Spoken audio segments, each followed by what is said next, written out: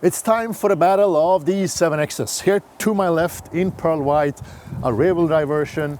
To my right in tech gray, Privilege all-wheel drive performance version. And this video is about comparing the actual range on highway and a mixed cycle, but also the cabin noise, so the comfort level inside the car. But before we do that, let us walk through the actual differences when it comes to the specifications. Welcome to It's Only Electric. Let's start.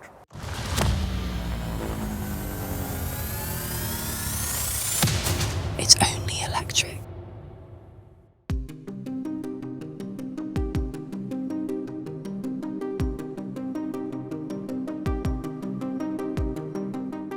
So driving on the rear wheels only with a permanent magnet motor at the rear, putting out 310 kilowatts, 421 horsepower or 440 newton meters of torque. 0 to 100 in 6 seconds flat, top speed 210 kilometers per hour. This one though puts out 475 kilowatts since it has 2 permanent magnet motors, one that's possible to decouple here at the front, 710 newton meters of torque or 646 horsepower. That's a lot. 0 to 100 in 3.8 seconds with the same top speed as this one at 210 kilometers per hour. When it comes to the weight, this one actually weighs 100 kilograms more, so 2.5 tons compared to 2.4. Another difference is the wheel setup. The rear-wheel drive version does have the extra equipped 20-inch rims, Michelin Pilot Sport tires 265/45 all around, whilst the Privilege version comes with 21-inch rims, Continental Eco Contact 7 265/40s all around. Will this make the cabin noise better on that one? And how much will it actually affect the range? That's what we're gonna test today. And another difference is the frunks. This one has 20 liters of extra frunk space because you don't have the motor at the front. So both cars are equipped with the same big NMC battery pack with a gross capacity of 100 kilowatt hours and a net capacity of 94. So the same pack. When it comes to range, that's when it gets interesting, because this one has a claimed WLTP range of 541 kilometers, whilst this one has 610. So the penalty of getting all-wheel drive is 70 kilometers on paper. But how much will you actually lose in real life? Let's test that. So starting the range test in the Privilege version and the first stretch, the mixed cycle. So the mixed cycle is a 80 kilometers long cycle. Always drive the same stretch of roads. It's a mixed speed setup between 50 all the way up to 110 kilometers per hour. So average speed is 93 kilometers per hour. And I stick to a set of certain rules. First off, stay to the speed limits. The second thing, set the AC to 20 degrees auto and eco is active. Second thing is the drive mode. And I always set the cars to eco if eco is available as a drive mode. In the Zeekr 7X, there is no drive mode called eco, but I set the acceleration mode to comfort. And that's the best I can do.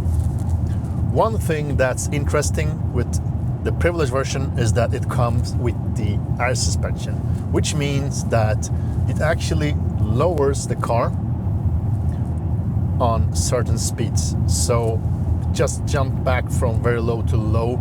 So when you drive over 100 kilometers per hour, it actually drops to very low to preserve energy and lower the air resistance. And a check-in, I have been driving for 20 kilometers almost, 19 to be more exact, as you see here at trip 2. And the average consumption until now is 23.2 kilowatt hours per 100 kilometers. And I mean, that's high for the moment. It's 8 degrees outside. dry roads. It did rain a couple of hours ago, but the road seems to be fairly dry anyway, so pretty good conditions, but still 8 degrees Celsius, so it could be cold, maybe not mild winter, but almost, but running on summer tires. So hitting the halfway, 40 kilometers past, average consumption until now 20.6 kilowatt hours per 100 kilometers. So 20.6, it's going slightly downwards, but on these roads it's a bit more damped, so I would say semi-damped, dry to semi-damped conditions. But I'm going to drive the other car back to back. When it comes to the suspension, as I mentioned, this one is running the air suspension as it's the Privilege version, whilst the rear-wheel drive version is running on the traditional steel coil setup, no active dampers. I like that setup too, and I think it behaves good. I will elaborate a bit more on that topic when I do the same stretch with the rear-wheel drive version. This will be an interesting result. Will the bigger wheels, slightly heavier car, and the extra motor with all that output add to the consumption on this cycle and on the highway test? We'll see about that. But I don't know about you guys, but I'm excited because I think the result may be a bit surprising. And for you that's new to the channel, this is usually what we do. We have tested over 60 cars on this specific cycle. We do it the same way every time to get comparable result. We also do the 120 highway test, cabin noise, acceleration test, etc. All that data for all our tests are gathered into one giant spreadsheet, and that's available for members in the members section. So as a member, you will get priority on your questions, so priority replies. You will get access to videos before everyone else, and you will also, of course, get access to this spreadsheet with all our test data. So now in the rear-wheel drive version, I have been driving for 22.8 kilometers. Average consumption until now 20.5 kilowatt hours per 100 kilometers. I don't exactly remember, but it feels like it is slightly lower than I had on the Privilege version at this stage, but we'll see about that. Other things to mention, the suspension, despite being a traditional coil suspension with normal dampers, I feel that this is a good setup. This behaves better in certain conditions than the air suspension. The air suspension is a bit harsh during harsh road conditions and in low speeds. This one handles low speeds better, but if you go over big bumps, for instance, then the air suspension is better. Whilst this one is a bit too stressed in higher speeds. So on highways, you will have a better comfort with the air suspension. And on top of that, of course, also the possibility to adjust the height of the car with the air suspension. That's also a good perk if you need that. And on highways, you will get hopefully a bit lower air resistance when in the lower or very low mode. Other than that, try to feel the cabin noise difference. It's really hard, but just my perceived experience is that it feels very similar.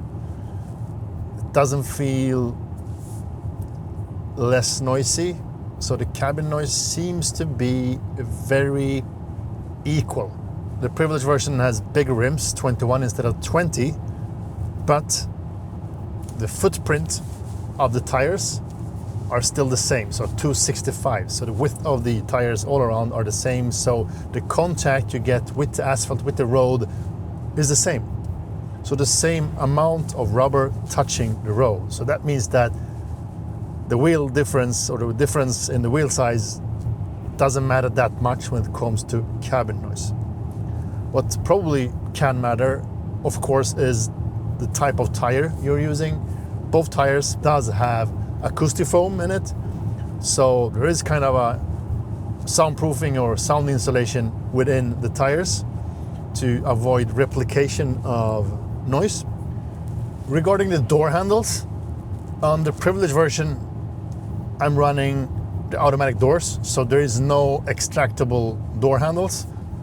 This one though does have the regular doors with extractable door handles, and I must say that I'm not sure if I missed it or which one I would go for again, because there is a lot of nice features with the automatic doors, especially when after you have jumped into the car.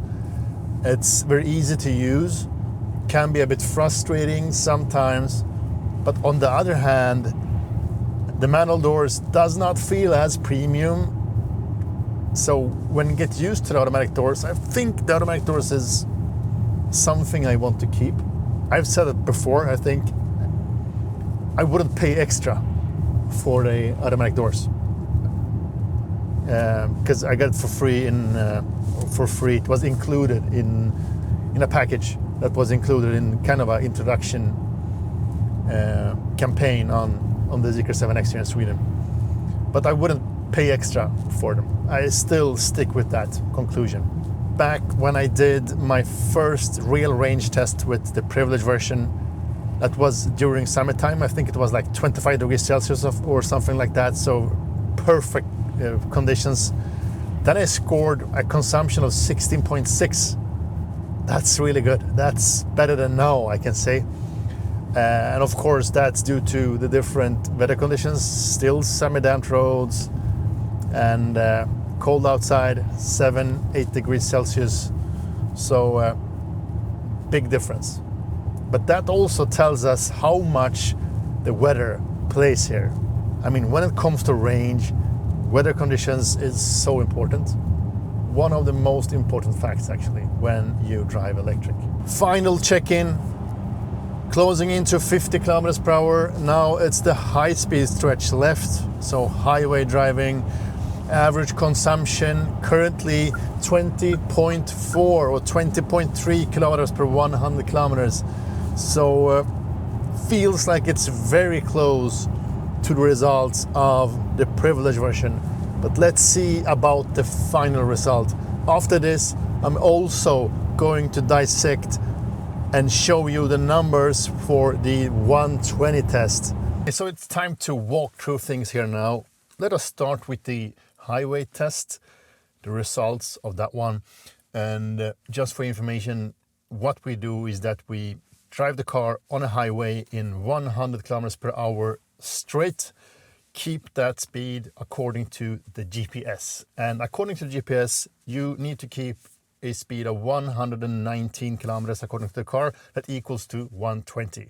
That's normally not the case. Normally you need to drive a bit quicker, but not with the Zeekr 7X. And that goes for both cars, the rear-wheel drive and the Privilege version.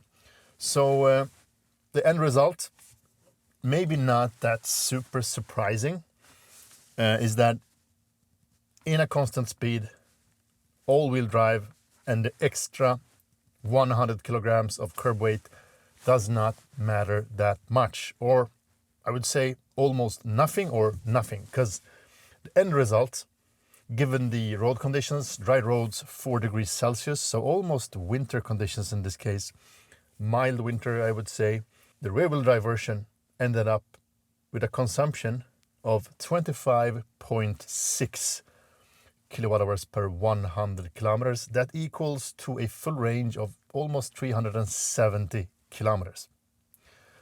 And the all-wheel drive version ended up almost identical with 25.8 kilowatt hours per 100 kilometers.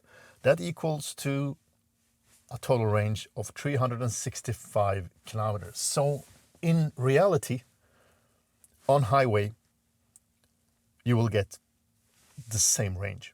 This is of course in a constant speed, and what happens then is when driving in comfort, the car decouples the front motor for the Privilege version, meaning that it's resistance free and it's rolling on the front tires.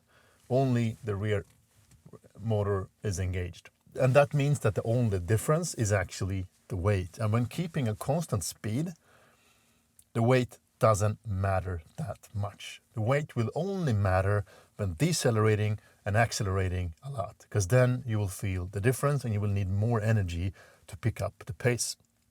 So, very equal. And if we look at the mixed speed, with an average speed of 93 kilometers per hour, I was expecting kind of a bigger difference. But after driving the car for 1 week now, I have a hard time telling if there is any actual efficiency gains by going for the rear-wheel drive, because the numbers I get is very close or exactly the same as for the Privilege version, as I use as my daily driver. So that actually also is the case for this range test.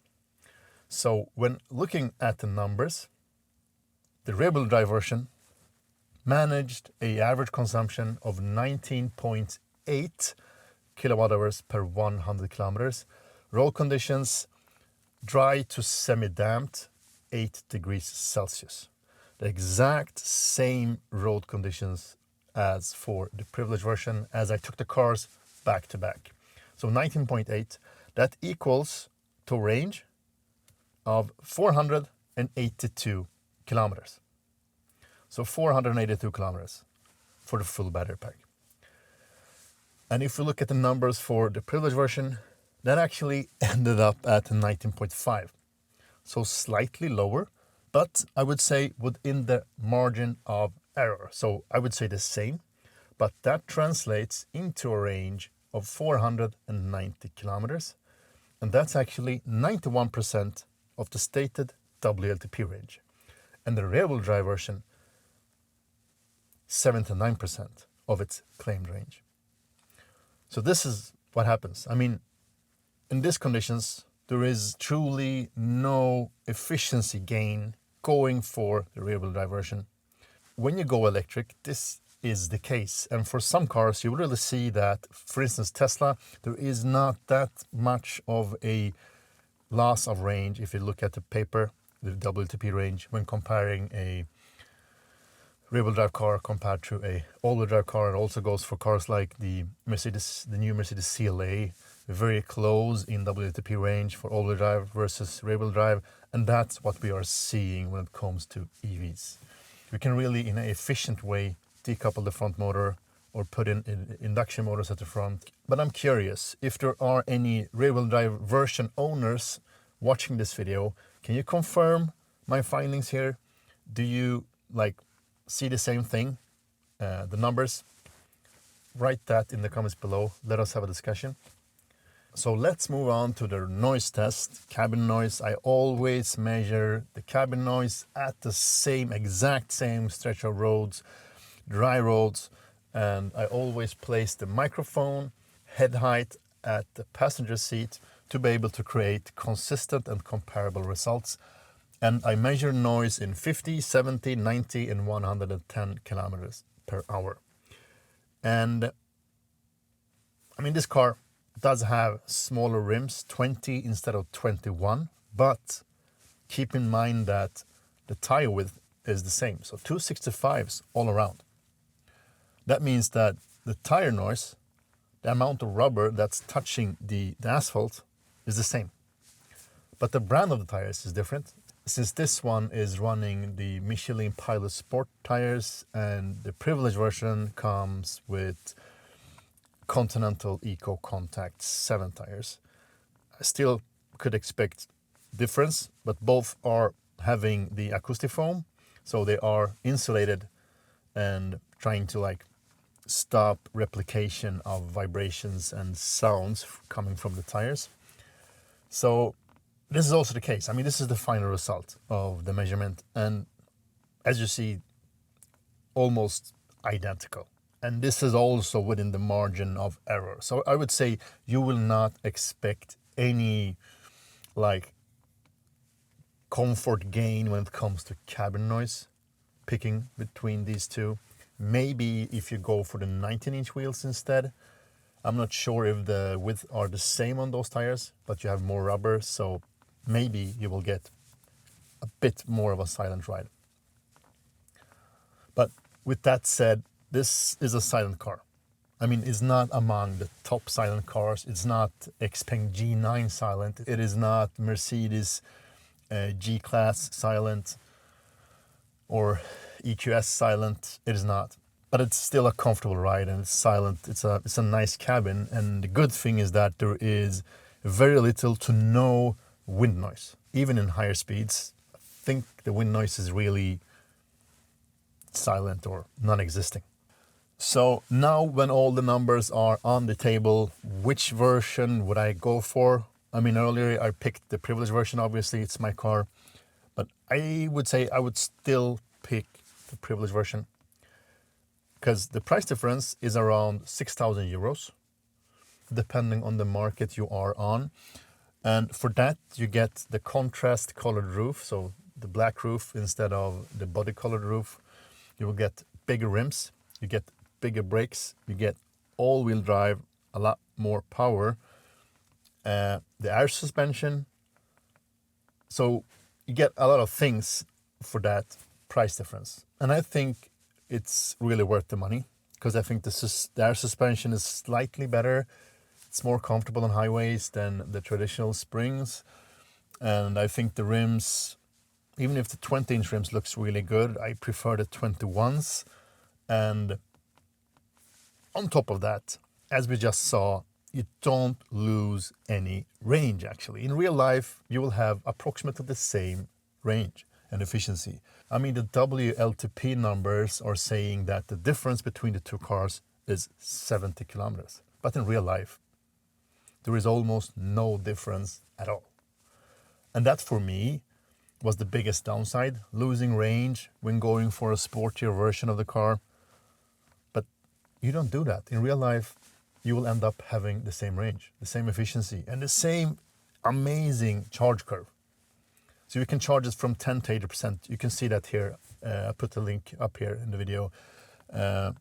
When I did a range test and charging test, it's amazing. I mean, 14 minutes from 10 to 80% for both cars. It's the same battery pack and the same charge curve. So you will really fill up the battery pack quick. So it's perfect for long road trips. And I mean, the efficiency is really not perfect. But when I did test the Privilege version during summer in warmer conditions, it scored really well. And it actually beat its own claimed WLTP range. I think it ended up at 16.6 kilowatt-hours per 100 kilometers. And that's really amazing for such a big and heavy car. So just to repeat myself, I would still go for the Privilege version. So which one would you pick? Rear-wheel drive versus all-wheel drive? Share your thoughts in the comment section below. Let us have a discussion. And as usual, like, subscribe, and engage. And most importantly, stay electric. Thank you for watching. Speak to you soon.